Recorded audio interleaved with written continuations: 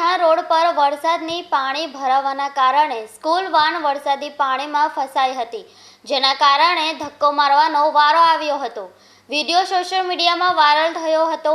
સુરતમાં પાણી ભરાવાની સમસ્યા પહેલેથી જ છે, આ કોઈ નવી સમસ્યા નથી।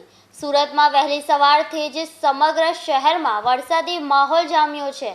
શહેરના અઠવા લાઈન, અડાજણ, પાલ, રાંદેર, પીપલોદ સહિતના વિસ્તારોમાં ધોધમાર વરસાદ વરસ્યો છે। સુરતના મજુરા ગેટ, ઉધના, પાંડેસરા સહિતના વિસ્તારોમાં પણ ધોધમાર વરસાદ પડ્યો છે, તેમજ કાપોદ્રા, સરથાણા સહિત તમામ વિસ્તારોમાં વરસાદ પડતા રસ્તાઓ પર પાણી ફરી વળ્યા છે।